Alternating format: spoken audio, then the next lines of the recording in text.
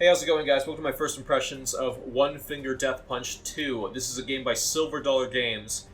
This is a two-button brawler/fighter, and it's actually really fun.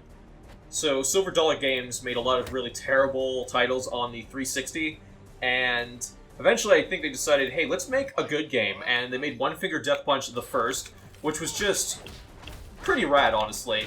I mean, it was very low budget. Apparently they couldn't even afford a genuine artist to do some like really cool drawings like they have in this one. This sort of clip art style kind of reminds me of Newgrounds and Madness in a way. But they couldn't really hire an artist to do that, so they decided to do stick figures instead, and it ended up working out really well. Because you could do a lot of really fun things with stick figures without having to, spend a ton of money. And they decided to retain that for the sequel, right here. And not only is it actually really cool, but now they have a lot more art, a lot more gameplay, a lot of modes. It's really cool. So the idea is you have these enemies that kind of walk within this range, these white bars that you might see, these vertical bars that you're seeing on each side. And enemies can only come from one of two sides. Basically, when they come into those sides, the bars there light up blue and red. And then you just hit the corresponding side. So I'm using the keyboard arrows right now, but you can use the mouse or gamepad. And the idea is if you miss, you take some damage, but you want to keep these consecutive hits going to get combos going. And you can actually take several hits, in fact a lot of hits, and still get a perfect score. It's just all about getting those combos up. Now, as you hit an enemy, you can see right here, as it moves in slow motion a little bit, you're actually moving as you do that. So sometimes weapons drop in the game, so you might want to actually literally punch your way to those weapons because they increase your range. And levels, as you imagine, are quite fast. You can also get skill points, which add a bunch of passive abilities. Again, everything's two buttons. Like, everything's going to be very automated. So every now and then you'll get like these random events, like that one right there, or this one. And, sometimes I don't know what's triggering them. All I can tell you is that a lot of shit's going on, and you're probably doing well. So these events will trigger, and then you gotta hit these corresponding buttons. Think of it as one big QTE event. Now, some enemies are gonna be a little bit different. Sometimes they'll throw projectiles at you, or they'll switch sides like these guys are, like right here. See how they'll turn over? Sometimes they'll just need to be hit twice, and you kill them. Other times, like that time, when you hit them once, they'll switch to another side. And I've seen enemies that they'll switch 3 times, and they can really be quite the mix-up. You ideally want to hit the enemy coming closest to you. And see, like, you can beat these missions in, like, less than a few minutes. So, you just kind of hammer them away. It's really fun for short bursts. In fact, that's actually what the game flat out advertises as. But I can play this game for quite a bit. Now, I'm going to actually stop talking for a second here and let you listen into the music and sound effects, because they're actually very satisfying, and they're part of the reason why this game is so much fun. Take a listen.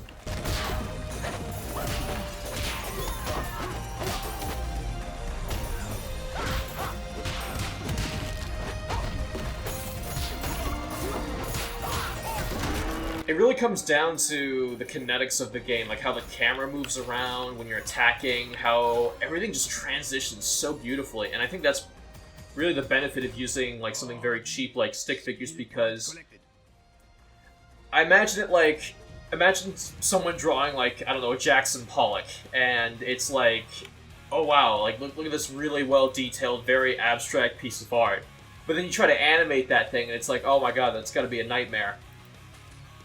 It's kind of like how Nintendo games have always looked really nice, and they can still run really nice on newer hardware. Like, they always, targets 1080p 60 FPS because they're a very simple art style. It's not like a Ubisoft or EA game where you have all these polygons you're rendering, and as a result, you gotta optimize the game even more than you already have to, just to get the game running at, 30. Whereas Nintendo games, very simple art style,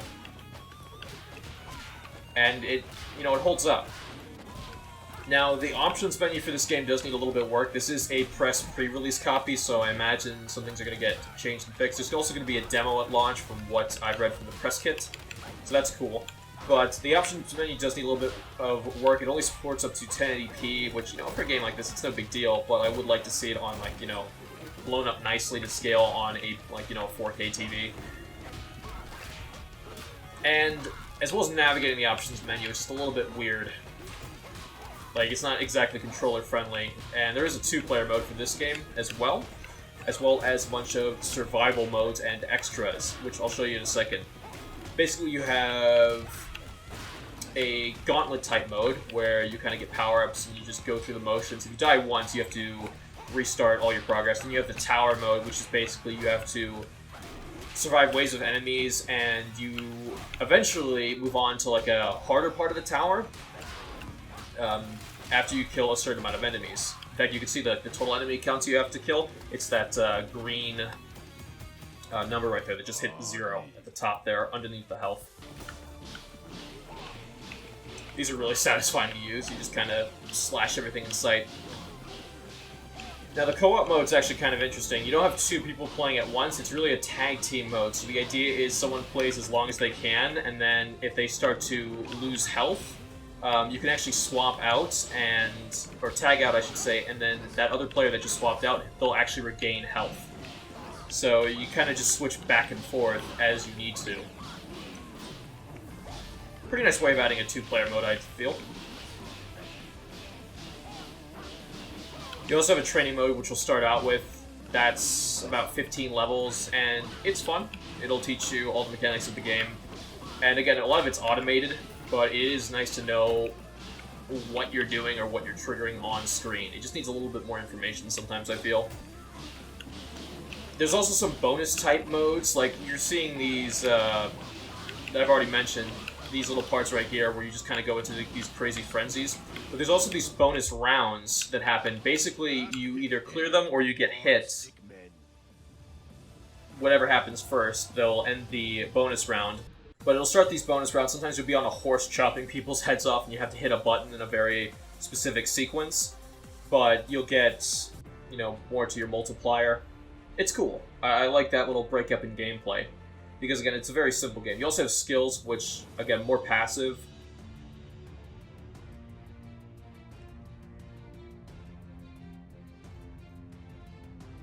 Get additional bullets, you know, stuff like that. It's cool. It's a nice idea.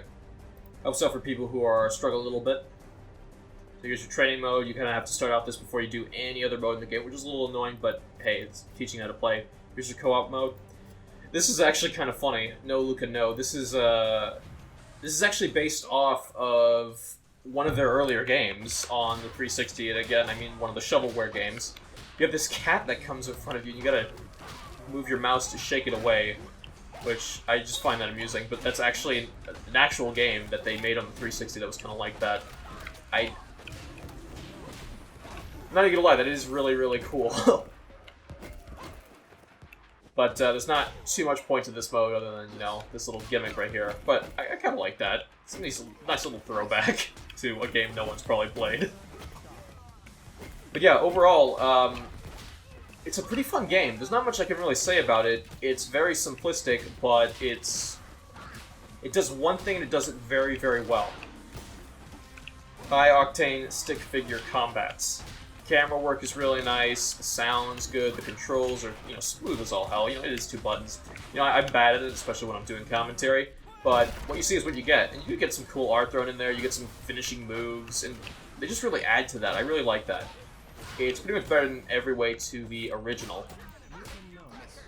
Now, I'm not sure how much this is going to be. I can't imagine it being more than 15 bucks. And I think the last one was like $7 or something like that. It was stupid cheap. Question is, where do they go from here? Well, maybe something with, I don't know, if they want to do a Death Punch 3, they could try like 2 more buttons and make it like almost like a full-on rhythm game. More, some like original music. I'm not sure if this is like stock or royalty-free. It sounds good, but I don't know if they paid for it, but you know, it's pretty good actually. So, you know, I'm not gonna fault them if it's not original. I feel like I've heard it before, that's the only reason why I say that. Anyway guys, thank you very much for watching. That is One Finger Death Punch by Silver Dollar Games. Check it out on Steam. I'll see you next time. I'm out.